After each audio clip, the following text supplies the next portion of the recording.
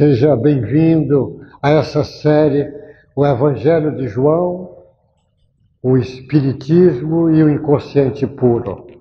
Sempre no início de cada apresentação dessa, eu relembro por que eu estou fazendo isso.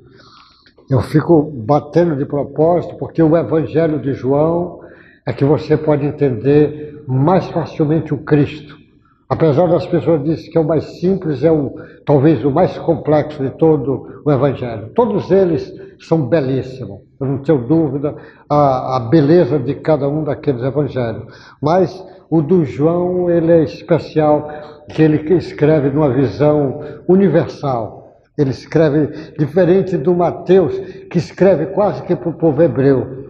Diferente do Lucas, que escreve para o povo grego, mostrando aquele homem perfeito, na linguagem poética bela do Lucas. Mas o Marcos escreve de uma maneira pragmática, quase para o povo romano. E o João ele escreve uma visão universal. E o Espiritismo, porque o Espiritismo é, sem sombra de dúvida, a chave para poder entender a sabedoria do Evangelho do Cristo.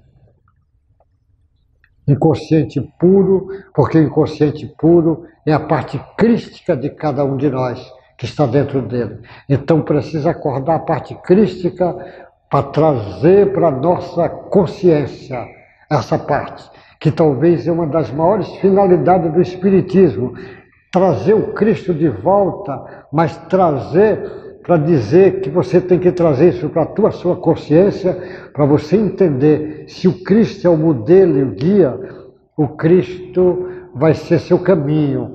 Então, se Cristo é seu modelo e você tem dúvida se você está seguindo esse modelo, observe sozinho, faça um mergulho dentro de você mesmo e veja, você está se esforçando na direção do amor, da bondade, da caridade, da fraternidade, da compaixão. Se você está sendo instrumento, as possibilidades imensas que cada um de nós possui para ser instrumento. Porque você é para ser instrumento de Jesus aonde você estiver. Vamos imaginar que você está num lugar que tem muita dor. Você pode, com palavras suaves, você ser um instrumento de Deus e ser um trabalhador do Cristo. Se o lugar é ombros cansados, com cruzes pesadas, você pode ser um sirineu nessas cruzes e fazer com que suavize um pouco a dor da cruz desse seu irmão. Ou você ser, quem sabe, a Verônica que enxuga o rosto de Jesus e ser um refresquinho no sofrimento do próximo. Então, esse inconsciente puro, para você entender o inconsciente puro do Cristo. Quem entendeu o Cristo, o Evangelho do João. Quem entender o Evangelho de João, você entende o inconsciente puro do Cristo. O inconsciente puro do Cristo é o próprio Deus. E ao mesmo tempo você vai entender o seu inconsciente puro, que é o Cristo que está dentro de você. E aí você vai entender Deus dentro de você. Nós estamos mergulhados em Deus, internamente e externamente. Mas vamos à lição, porque esse assunto ainda vou voltar a falar. Vamos à lição do capítulo 9, diz a cura de um cego de nascença. É assim que o João escreveu, é assim que o Ferreira traduziu nessa lição do João. Esse cura de nascença, o João tem um bocado de lições que só o Evangelho de João tem. 90% do Evangelho do João, só o João tem, os outros não têm. Por isso que os outros são sinópticos, do João é separado, por isso. Então a cura do cego de nascença, o João é que traz. E ele começa dizendo assim, caminhando Jesus, viu um cego de nascença. Ele ia caminhando com um grupo, aquela multidão. E os seus discípulos perguntaram, mestre, quem pecou? Você imagine a cena, essa cena forma na tua mente, formando imagem para você ver Jesus andando com os discípulos, e ele viu aquele cego, e um discípulo pergunta para ele, mestre, quem pecou? Este os seus pais, para que nascesse cego? Respondeu-lhe Jesus: nem ele pecou, nem seus pais, mas foi para que se manifestasse nele as obras de Deus. É necessário que façamos as obras daquele que me enviou enquanto é dia. A noite vem quando ninguém mais pode trabalhar. Enquanto estou no mundo, sou a luz do mundo.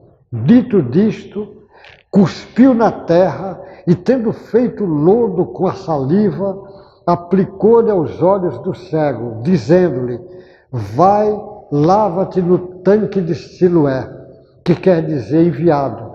Ele foi, lavou-se e voltou.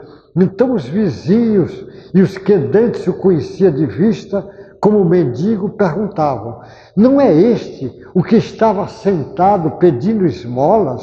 Uns diziam: é ele, outros não, mas se parece com ele. Ele mesmo, porém, dizia: sou eu.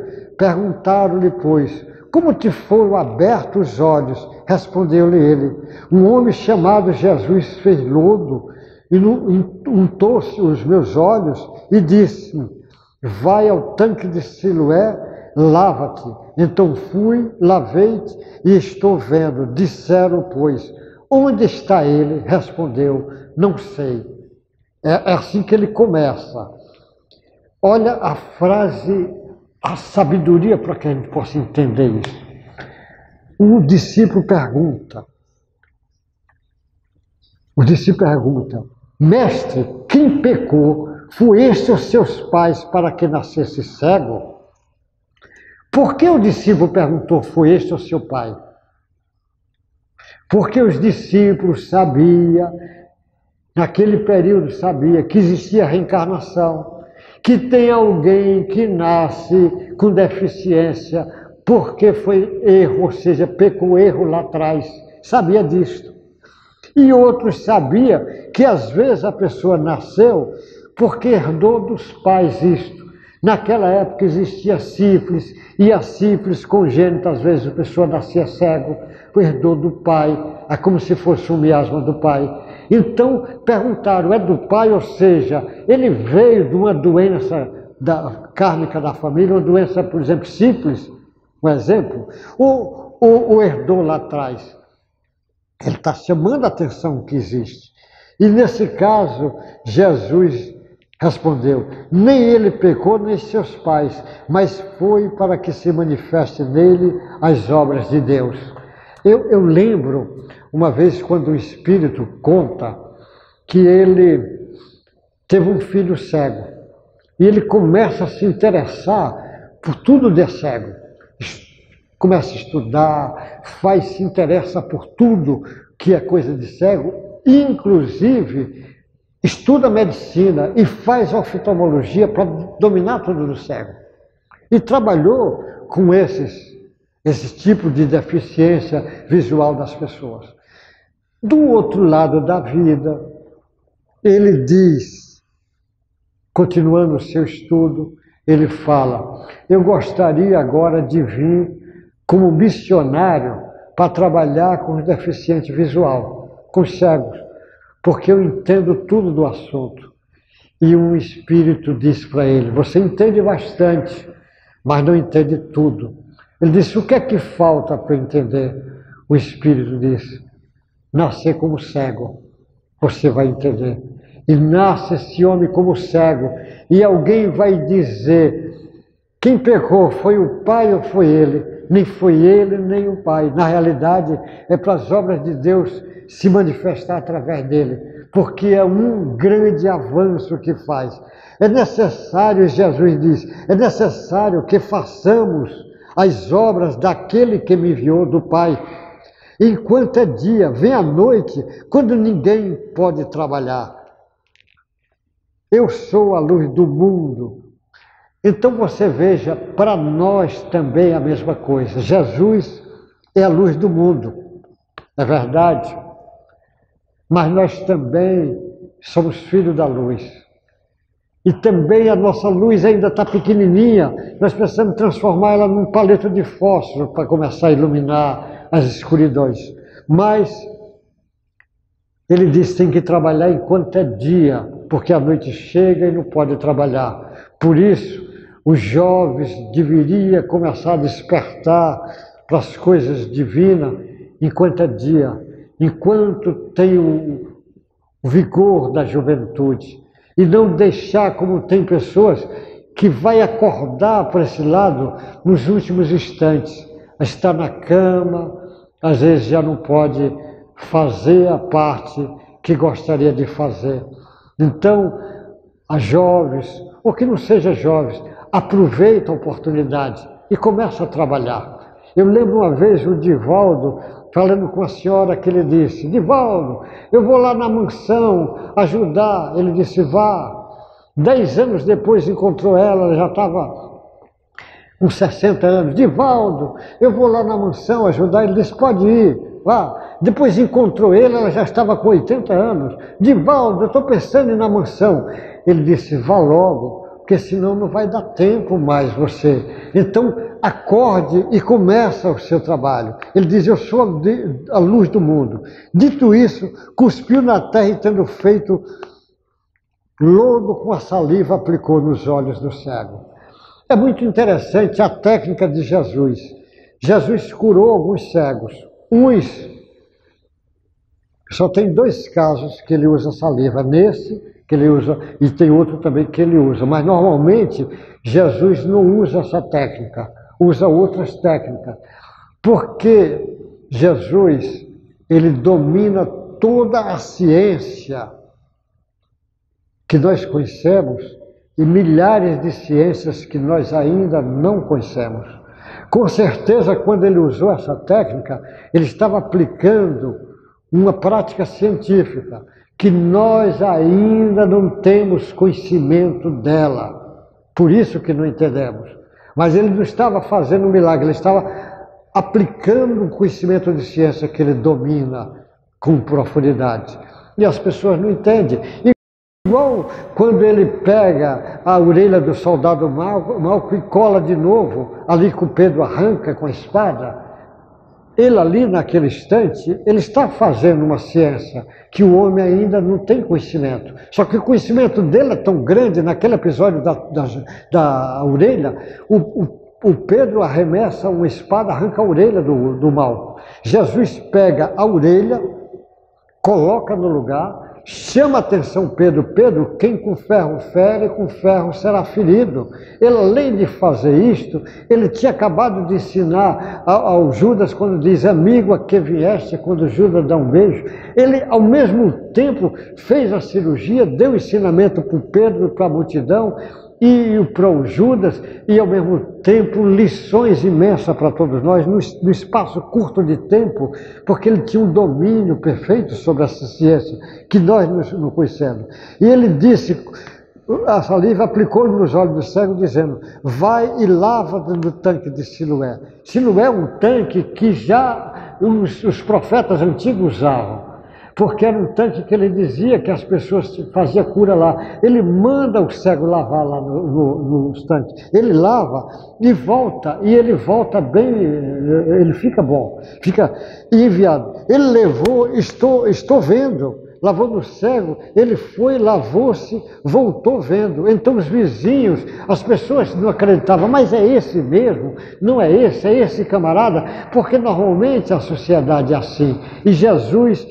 E ele vai dizendo: sou eu mesmo, porque ele veio, como diz Jesus, que nem ele pecou, nem seus pais, mas foi para que se manifestasse dele as obras de Deus. Ele assume: sou eu mesmo, começa a assumir. E as pessoas não estão entendendo.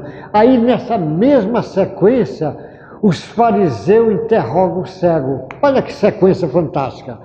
Levaram, pois, aos fariseus o que dantes era cego.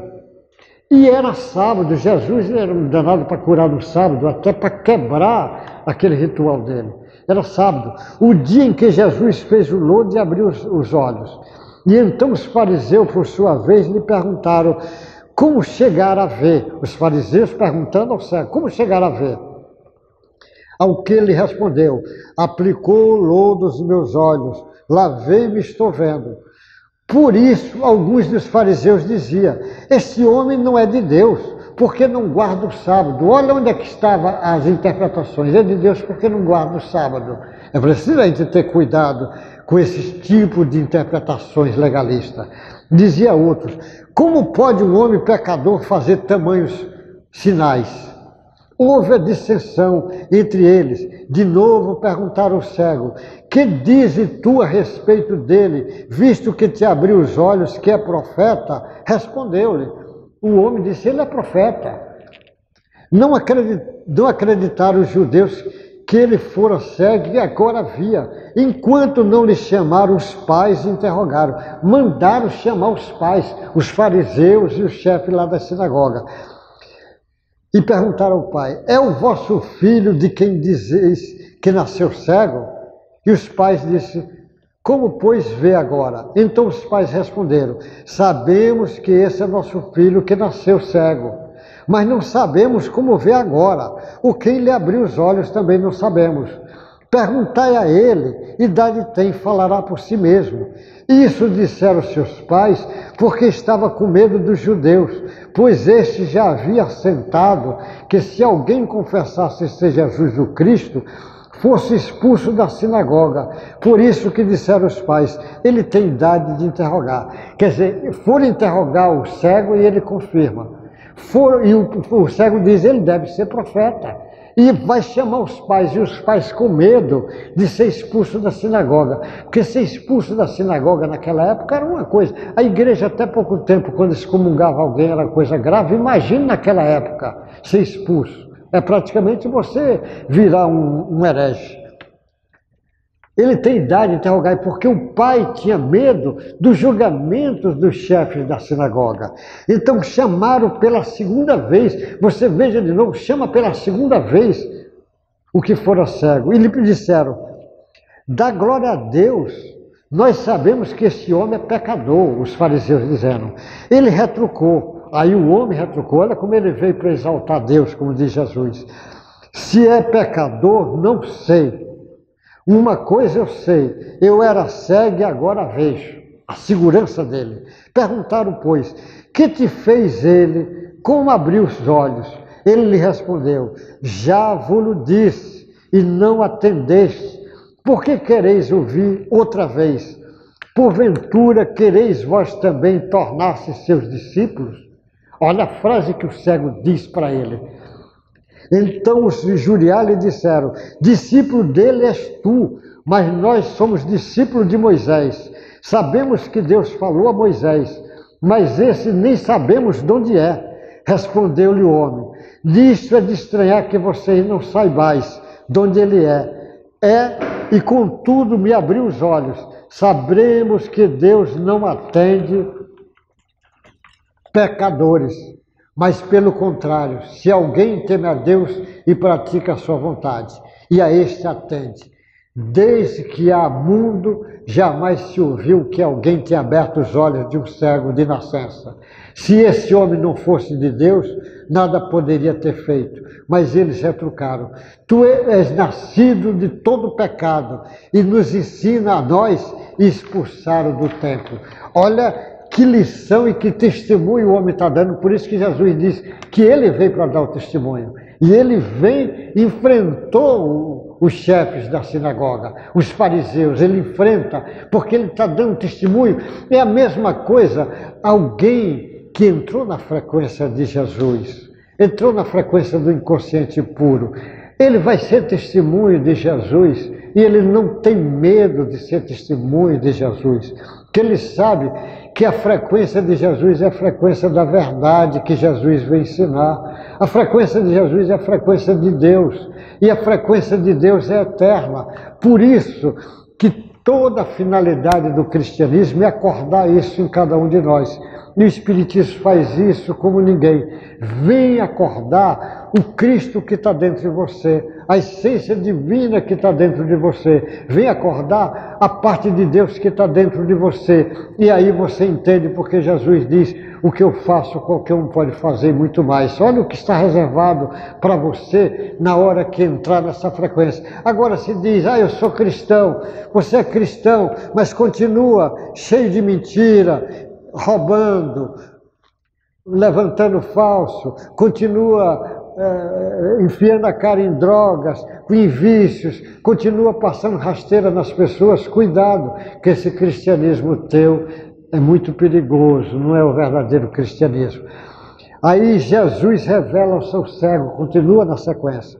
Ouvindo Jesus que o tinha sido expulsado, disseram a Jesus que o homem tinha sido expulso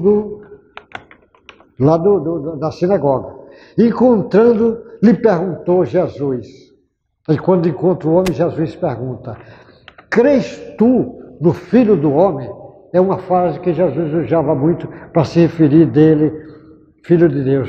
No Filho do Homem, ele usava muito isso. E quando falava de pessoas aqui, ele dizia filho de mulher, ele usava essa expressão. Crês tu no Filho do Homem? Jesus perguntou ao cego que tinha sido curado. E que o cego não tinha visto mais Jesus. Ele respondeu e disse: quem é, Senhor, para que eu creia nele? Ele quer saber quem é o homem para que creia nele. E Jesus lhe disse: já os tens visto, e é o que fala contigo. Então afirmou ele: creio, Senhor, e o adorou. Ele adorou. Prosseguiu Jesus: eu vim a este mundo para o juízo, a fim de que os que não veem, vejam, e os que veem se tornem cegos. Ou seja, aquele homem era cego fisicamente, mas ele acorda espiritualmente e agora fisicamente. Então ele veio para que os cegos vejam. Às vezes está cheio de pessoas que tem visão aqui e é cego, e outros é cego e tem visão espiritual. Jesus vem para acordar a verdadeira visão que é espiritual. Eu vim este mundo para o juízo, a fim de que os que não veem, vejam, e os que veem se tornem cegos. Como aqueles fariseus que estão vendo Jesus fez aquela cura no homem. O homem era cego e agora veja, mas eles veem e continuam cego. Está cheio de cientistas que na realidade é um tremendo ignorante, porque só tem conhecimento intelectual da ciência, mas na realidade é cego das coisas divinas. Está cheio de religioso que tem conhecimento do lado religioso, mas é cego porque olha o cientista como se fosse outra coisa diferente. O cientista, ele trabalha com as leis divinas, igual o religioso trabalha com as leis divinas. Na hora que você enxerga espiritual, vê que o cientista e o religioso autêntico, todos dois trabalham com a lei divina. Por isso que nós temos religiosos cegos e temos cegos que enxergam muito. Ele diz: alguns dentre os fariseus que estavam perto dele perguntaram: acaso também nós somos cegos? Respondeu-lhe Jesus: se fosses cegos, não tereis pecado algum. Se é cego, não tereis pecado algum, igual esse homem, que não tinha pecado. Mas, por agora dizeis: nós vemos, subsiste o vosso pecado. Ou seja, se você vê e não está enxergando, continua.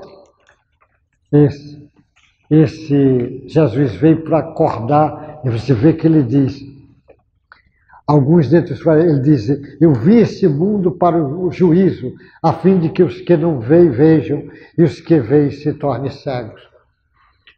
Tem muitas pessoas que lêem o Evangelho, mas continuam cego, muitos cegos. Basta ver algumas loucuras que algumas pessoas que conhecem o Evangelho fazem.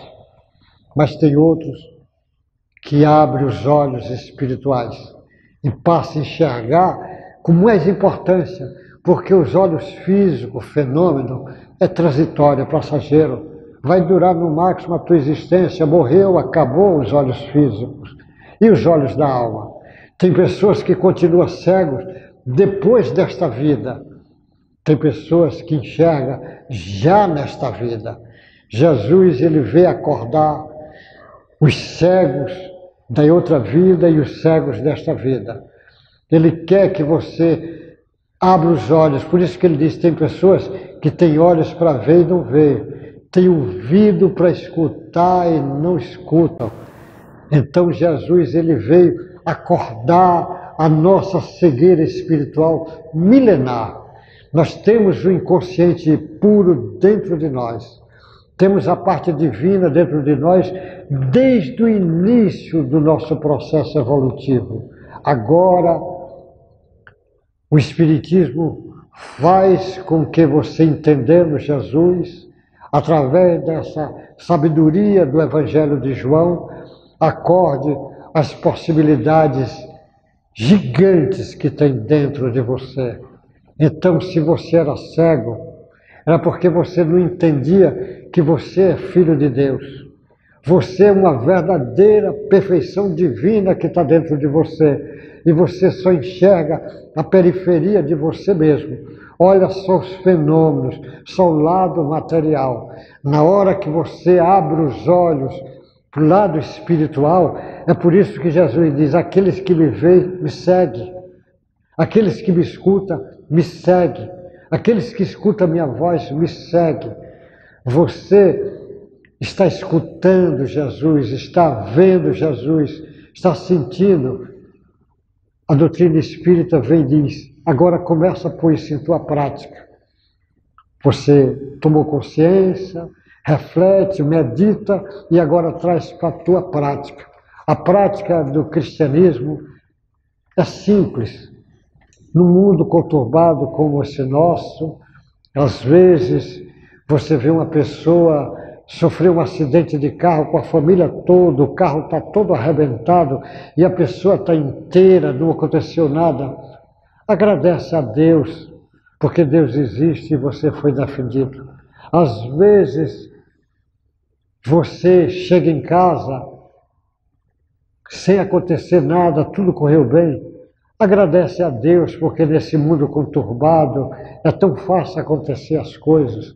Se seu filho, sua filha, chegou em casa inteira, fez as coisas que tinha que fazer e volta, agradece a Deus. Se você tem um alimento em casa e pode se alimentar, que às vezes a pessoa quer se alimentar e nem pode, às vezes tem um alimento, mas não pode ter saúde, agradece a Deus. Agradece a Deus a vida que você tem. Agradece a Deus a família que você tem, os teus amigos, a pátria que você mora, o teu trabalho. Agradece a oportunidade reencarnatória que você está tendo. Faz bom uso desse material fantástico que Deus te deu, a vida. Nunca tente contra a sua vida, nunca tente contra a vida de ninguém. Evite o aborto, evite matar, evite suicidar e seja uma canção de alegria e louvor à vida. Por onde você passar, deixe pegadas de luzes por onde você passar. E essas pegadas de luzes é fácil, é só você praticar os ensinamentos do Cristo, ou seja, ame, ame, ame, ame, não pare de amar, porque é o destino que Deus reservou para você. Uma boa sorte, Deus lhe guarde, Deus lhe proteja e que a lição desse cego que Jesus curou, esse cego de nascença, reacordar a cegueira milenar que nós trazemos nos nossos olhos espirituais. Boa sorte, meu irmão.